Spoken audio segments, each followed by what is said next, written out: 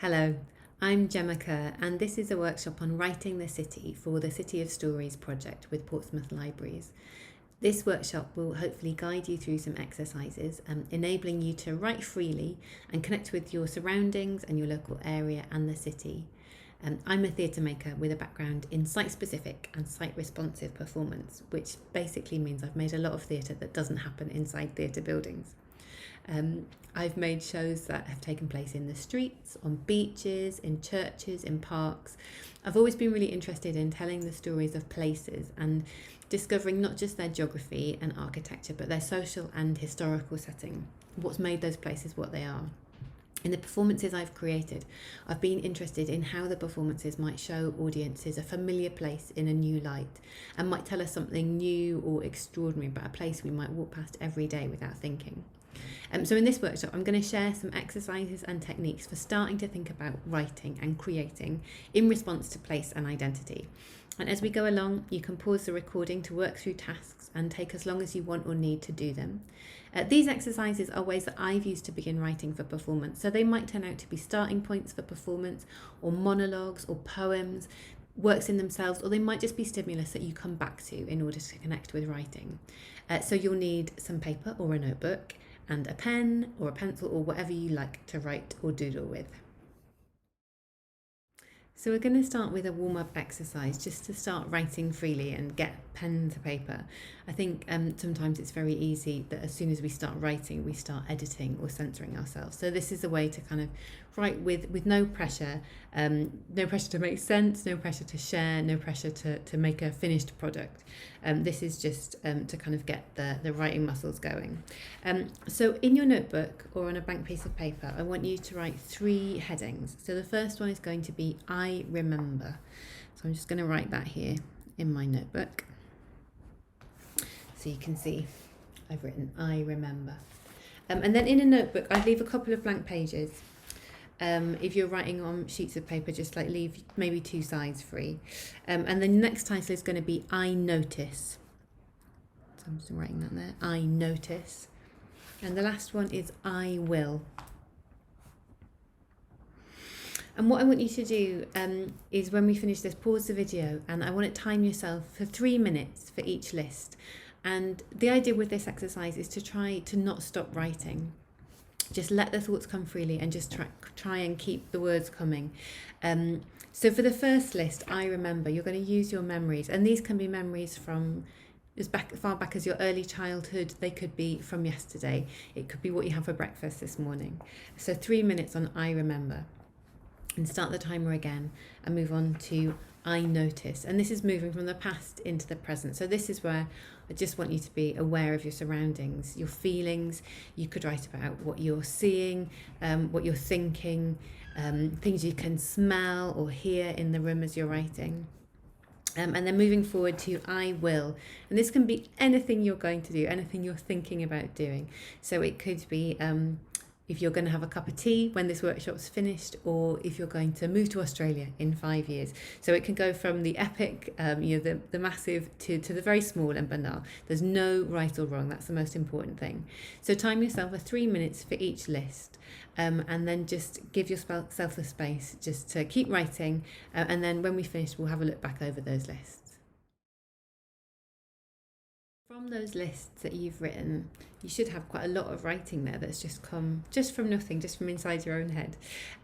So you don't have to do anything with those lists. You don't have to share them or show them to anyone. But you might find that could build up into a daily practice. So it's a really useful thing to do. That's just like less than 10 minutes out of your day, just to start writing, just to start generating some things. And I think when you look back over some of those lists, you might find there's some really interesting starting points for ideas for plays. There might be some themes that are coming through, some ideas that you realise actually that you keep coming back to. We're going to move on to our next exercise now, and this is about responding to images. So I'm going to show you an image in a little bit, and I just want you to start jotting down any words or phrases that come to mind when you look at that image and anything you see in it. So I'm going to show you one as an example that I'm going to do with you, and then we'll give you some time to do something by yourself. So this is an image that I've just printed out, and I'm going to put it up on the screen so you can see it. There's no right or wrong with this. It's just a process of writing down any text, any words that come to mind as you look in that image. So looking at this image, the words that are coming to mind are yellow, sun. It looks like it's summer. I'm writing that down. There's a sense of excitement. It's definitely traffic, heat, crush, anticipation, a sense of purpose. I think there's definitely lots of colour, bright, freedom, holiday. So here are the words that I just scribbled down quite messily, sorry, in response to that image. And now we're going to put up another image, and in your own time, I want you to do the same process. It'll be up and you can stop the video and take all the time that you want, just to jot down any words, things that come to your mind while you're looking at that image. So here's the image, and you can just pause the video now and take all the time you want just to write down some words that respond to that image. So hopefully you've got a good list of words that were generated from that image. And the next stage is to ask a few questions that go a little bit deeper into that image. So I'm going to put it up again, and you can just write in response to the questions that I'm asking. So here are some questions to think about and write down as you look at this picture. And you might want to pause the recording after each question and just give yourself as much time as you like to answer it, just to sort of see what comes from that. So what do you see, think and feel when you look at this photograph? How would you describe the body language of the people in the image? What do you think the people might be thinking? How would you describe the setting in the image? Can you tell the time of day or the season? What do you think the image is about? When you look at the picture, who are you? Are you looking at the picture or are you in the image? What's just happened? What's going to happen? What's the story of this picture?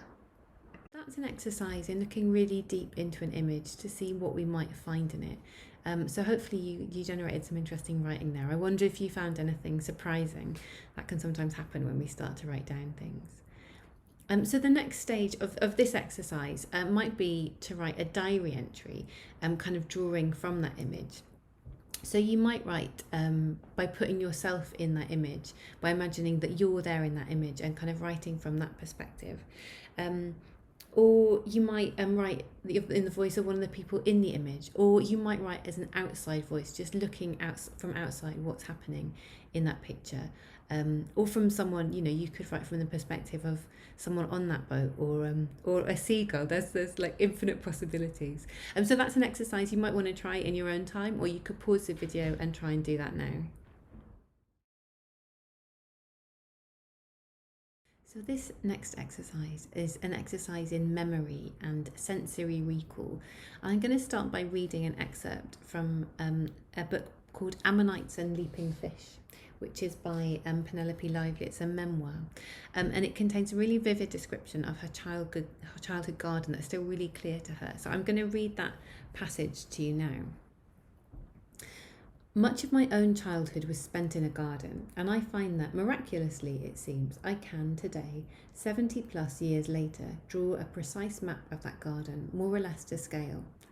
Not only can I see it, the eucalyptus and casuarina trees, the rose pergola around the basin with the statue of Mercury, the water garden with the arum lilies and the bamboo, but I know exactly how it was laid out.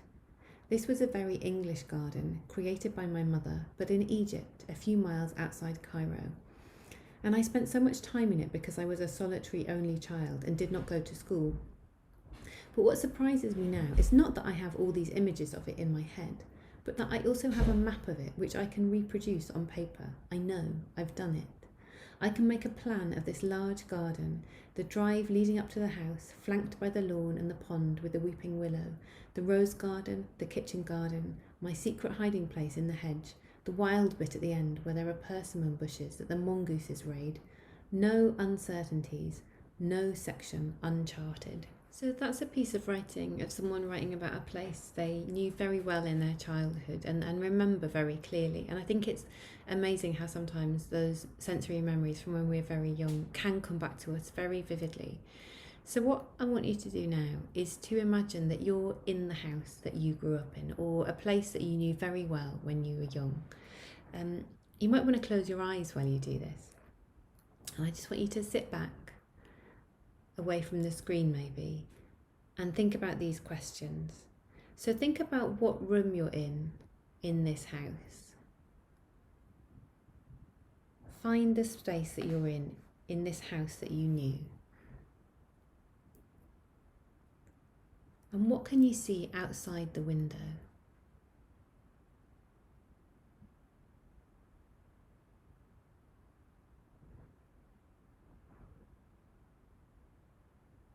And what's inside the room? What can you see when you look around?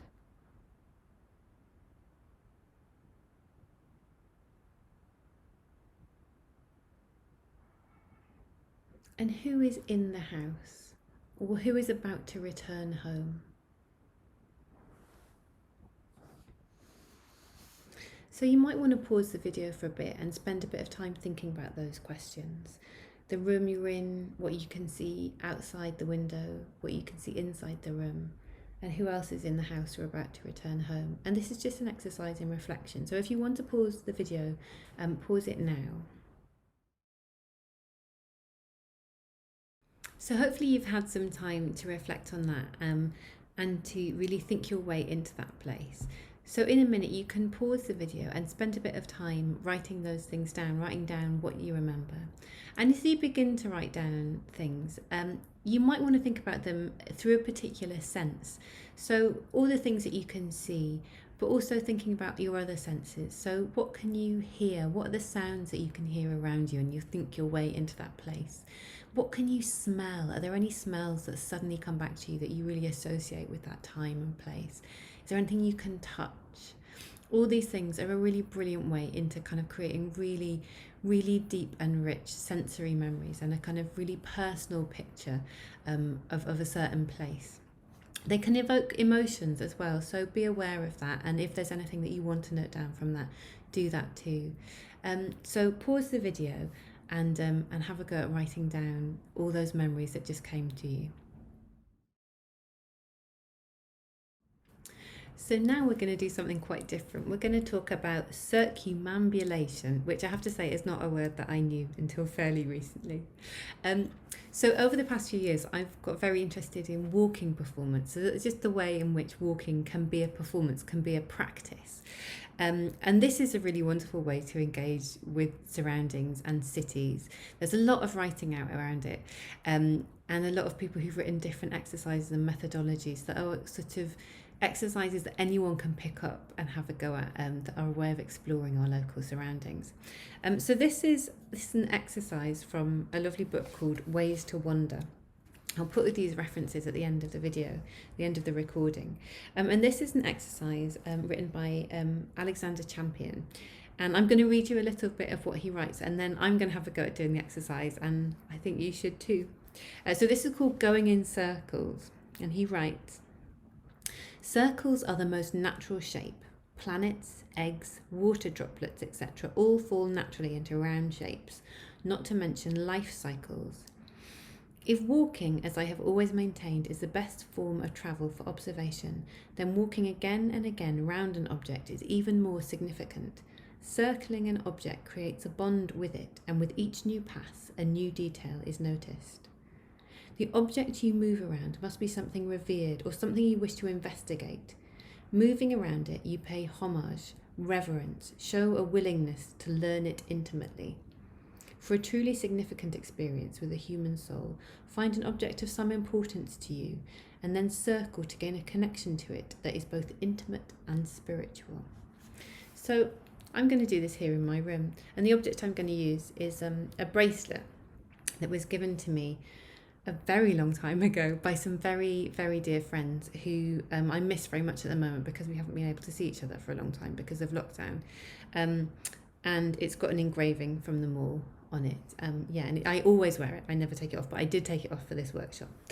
So I'm going to put it on the ground and I'm going to circumambulate around it. So I think I start in a big circle and I work inner and inner until the circles get smaller, and I keep noticing more details about the object. So take your time, pick an object for yourself, put it in the middle of a space in your room, whichever room you're in, and then let's walk together around it, and I will see you on the other side.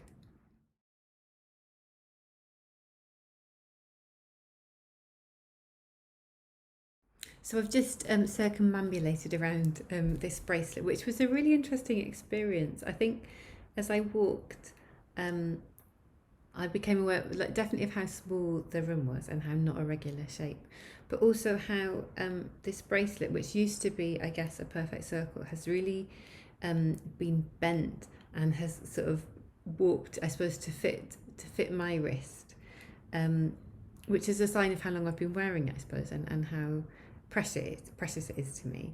As I walked, I thought, it's really, really beautiful. I think that's because it's quite old now, and so the silver has sort of really weathered. I couldn't read the writing because I was too far away, but I was thinking very much of the people who gave it to me and how I wear it all the time, but often don't connect wearing it with my friends. But actually, it's a part of them and they're a part of me. So there was a really interesting kind of reckoning of what our friends are when we don't see them, and that kind of being very close and being far apart from them, which is something that's really become something this year, hasn't it? So that was quite an amazing experience, just doing a little walk around an object that I don't think of very closely, but I have with me all the time. So I hope that you took the chance as well to walk around an object of your own, and I hope that there were some discoveries from that. So going in circles was an exercise to explore an object personal to you, and that can happen within your own space, within your own house. And there are some other exercises that I'd like to share with you here that are about the city and our local areas as a site of performative possibilities. So I'm going to talk through these, and I'll put them up on the screen as well so you can read them together. And these might be something to try another time or as part of the next part of this workshop. So here are a couple of exercises to try when you're next out in the city. So the gaze of the still. What are they looking at? Start at a statue and follow its gaze across the city. Stop when you encounter another statue and walk in the direction it is looking. What are the unspoken conversations between memorials, mannequins, and figurines in the city? And then this one, which you can do in pairs, shadow and light. Decide on a destination and walk there. One of you must stick to the shadows, the other must avoid them. So those last suggestions were again from the book Ways to Wonder, and that suggestion was by Chris Darby. So I'll put this reference up at the end of the recording as well, so you have them. So those are the ones to try when you're next out and about in the city. And for the next part of the workshop, yes, we're going to go out and about.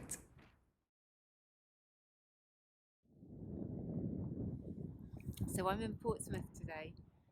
It's a really beautiful sunny day after a week or two of rain, although it is quite windy, as it often is by the sea. So I've got the sea behind me, the city in front of me.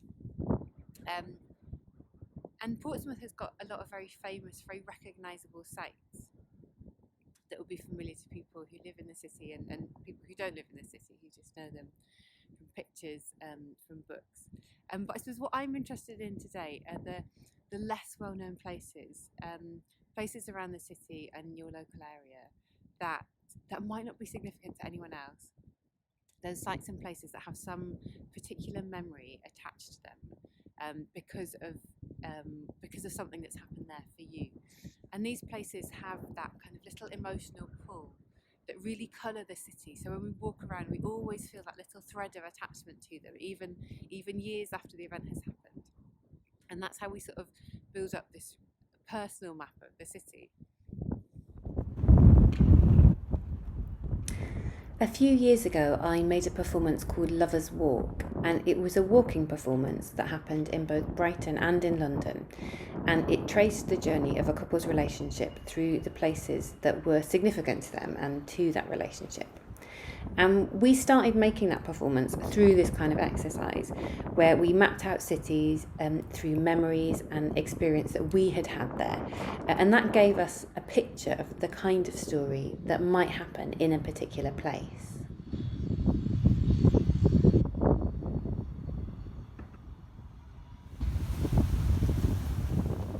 So these are some of the places in Portsmouth that have that kind of connection for me.